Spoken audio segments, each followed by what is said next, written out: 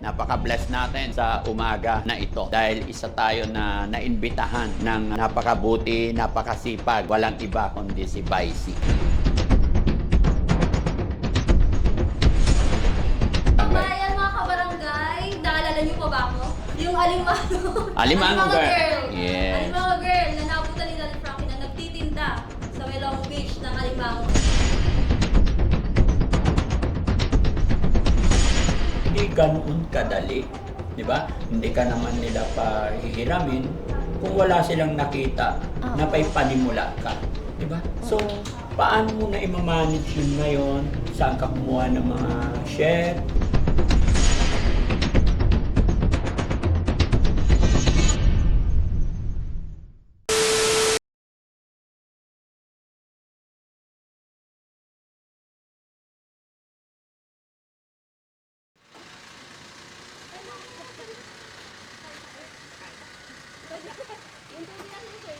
Daddy Frankie.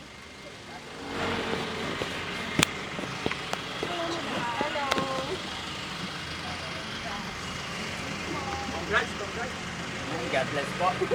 Ang dating Alimango girl sa Pand. Hello po! Kumusta po kayo? Gulat nyo naman ako. Tara po!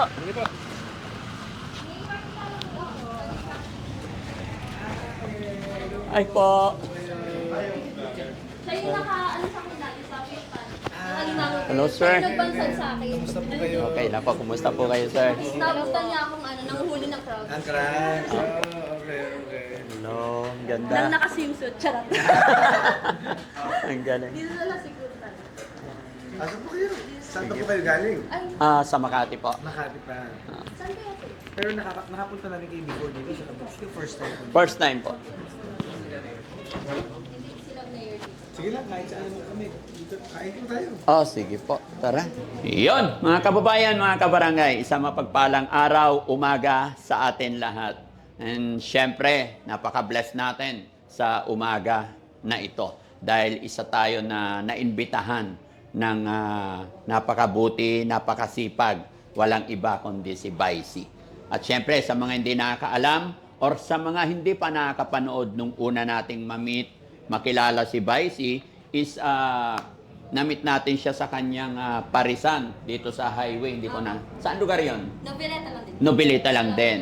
Pero sa bilis, sa sipag niya, eto, open siya ng seafood restaurant. Pangalan, All Blue. All Blue Cafe. Iyon. Kaya isa tayo na naimbitahan para saksiyan yung opening ng kanyang maliit na negosyo. Hopefully na mas lalaki pa, no? Ayan, so Maraming branch. marami Tapos try natin mga kababayan kumain, tignan yung kanilang specialty. Vicey, di ba mga kababayan, siya po si Vicey. Vicey, samantalahin na natin yung pagkakataon na nandito ang Team Daddy Frankie at karangalan na maimbitahan mo kami. So, imbitahan natin yung mga parokyano, yung mga guest natin, mga kababayan, mga kabarangay. Mga kabarangay, naalala niyo po ba ako? Ayan. Yung Alimango. Alimango girl. Yes. Alimango girl na nabutan ni Daddy Frankie na nagtitinda sa may Long Beach ng Alimango. So, naisipan namin magtayo ng restaurant na swak sa budget. Swak sa budget, tapos masarap. Ako mismo nagluto ng recipe, yung kagaya na sinaserve ko kay Daddy Frankie. Pwede po kayong pumunta dito sa 924, sa Google. I-google nyo, Vicey Phil Restaurant. Nandito na yan. Cavite City. Ayan. Yung authentic na Japanese and Korean cuisine. So ibig sabihin Japanese and Oo, Korean. may halo siya. With seafood. Magagaling yung chef namin. Ay, wow. Ang galing, no? So, Matitikman nyo ngayon. okay. So, mga kababayan, mga kabarangay, para kayo mismo ang mag-proof, pumasyal po kayo dito, kasama ang buong pamilya, mga barkada, para matry nyo po yung kanilang mga special menu. At eto, nagkikrave na ako. Meron na sa tabi ko, mga kababayan. Ano pa lang yan? Umpisa pa lang yan. Okay? Umpisa pala. No, so, try natin.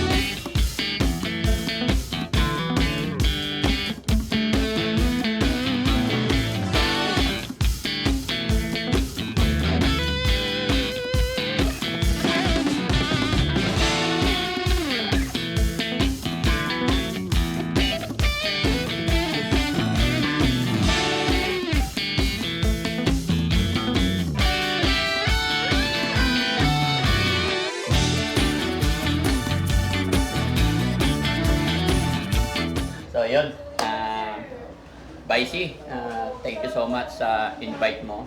At the same time, talagang hindi ko rin pinalagpas yung pagkakataon dahil ilang araw na talaga akong nagkikrave sa seafood. Seafoods. Kaya nung natanggap namin yung iyong invitasyon, sabi ko, tara, let's go. Actually, hindi kami nag-almusal talaga eh. Di ba? Kamusta naman po yung food? Opo, kaya kung mapansin mo, pasensya ka na. Oo nga, ubos. Nagkakagulo sila kanina. Di ba? Kaya napakasarap. Pero Vicy, syempre, from the start na na-meet ka namin or nakilala ka namin sa doon sa highway, sa gilid ng kalsada, parang ang bilis ng panahon, eto na, mayroon ka ng sariling restaurant. Paano mo nagawa iyon?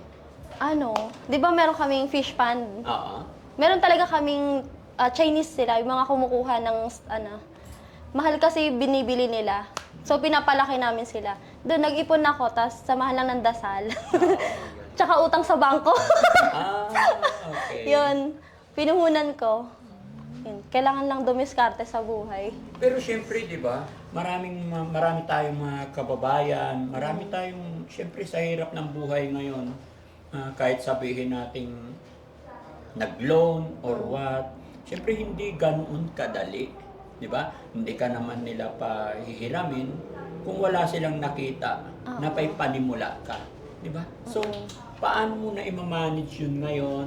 Saan ka kumuha ng mga chef? Bali, kasi talaga, yung fish pan talaga nag-umpisa. Sa fish pan talaga nag-umpisa. Sa fish pan talaga. Fish pan talaga. So, ibig sabihin, doon sa fish pan, malaki rin ang... May nakatagong yaman sa fish pan. Ay, ganon? Ganon. Paano mo kinuha yung nakatagong yaman doon? Nakakuha kami ng supply. Buyer. Ah, Nakakuha kami ng buyer na malaki malaking Oo, buyer. malaking At the same buyer. time, sinabayan mo Kasi rin. di ba sabay, naman taga, every 3 months kasi humaharvest kami. Sabi ko sa'yo dati, 300 kilos, 400. Magkano ang kilo nun? Umabot siya ng 1.5, 1.6. Ganun yung kuhaan sa amin. Hindi ko na siya pinopost kasi, Hindi ko lang siya pinopost kasi direct na siyang buyer. Hindi na, kasi pag pinost pa siya, marami pang kukuha na iba. Oo. Ganun. So, hindi pa nasusustain lahat. Oo. Okay. Marami pa siya talagang kailangan. Okay. So, honey, ikaw naman, anong masasabi mo kay Vicy? Siyempre, parang ito na yung start, yumayaman na siya lang. Hindi naman. Parang na-inspired ako sa kanya kasi yun nga, gaya ngayon dati, di ba, na pupunta kami sa inyo, doon lang talaga sa daan. Tapos yun, ngayon meron na. Oo. Sabi rin kasi na Daddy Frankie yun dati. Yes. Baka pagbalik namin dito, restaurant na to. Diba sabi mo sa akin dati? Alam mo, talagang pag nagsalitahin, magkakatotoo. Oo. Totoo. Oo, ganyan sila. Parang may ganun nga.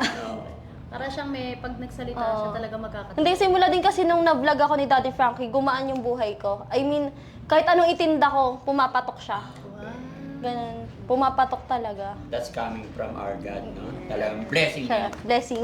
Blessing. Blessing si Kaya- Daddy Frankie. Yes. Kaya lahat ng mga blessing, pagka siniswerte tayo, huwag nating sayangin yung pagkakataon. Oo. Huwag nating sayangin yung panahon.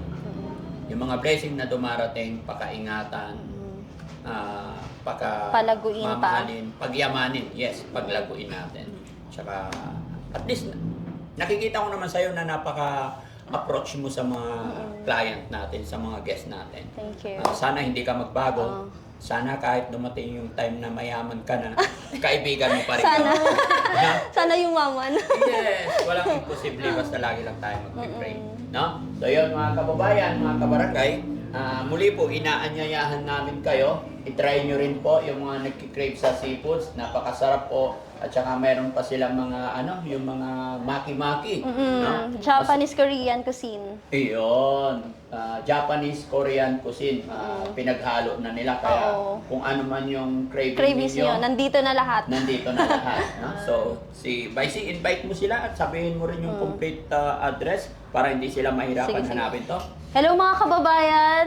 Bali kung gusto nyo pumunta sa store namin, matitikman nyo ang seafoods, masarap na seafoods, fresh. Galing mismo sa aming fish pond, yung alimango na kinukuha. Then, menu pa rin namin dati yon, yung nandun ako sa fish pond.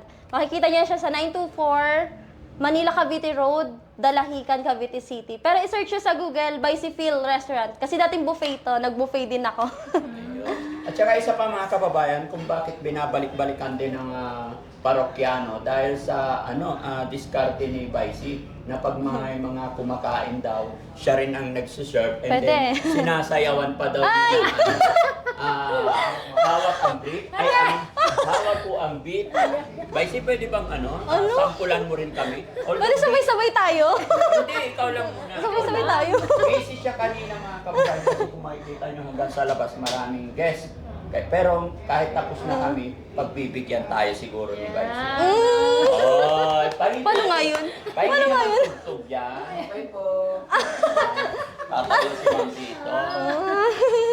Ito wala yun. Ha? Si Pasamahan Jessie mo na ako. lang. Sige.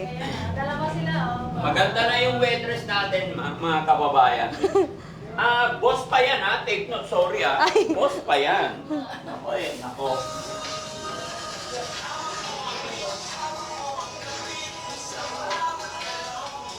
Hindi sabay.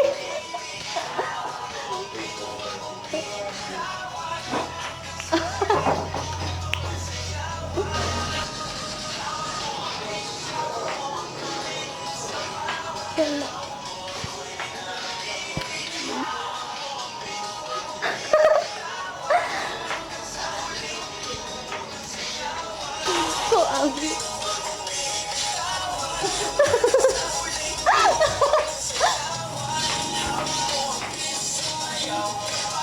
Okay na. So yun mga kababayan, no? Bukod sa busog ka na at napakagandang may-ari, meron pa silang mga tricks, pakulo sa ating mga parokyano para sila'y gaganahan. Kaya mga kababayan, mga kabarangay, try nyo rin po dito para kayo naman ang sasayawan ni Vice. No? Napakaganda, napakabait. Hey! Maraming salamat mga kababayan. God bless po. Kita-kita po tayo dito.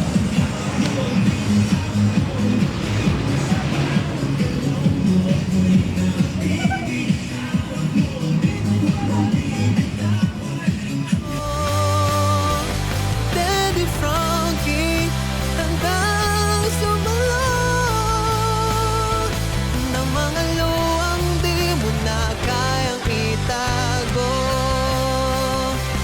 Daddy Frankie, nagmamahal sa'yo.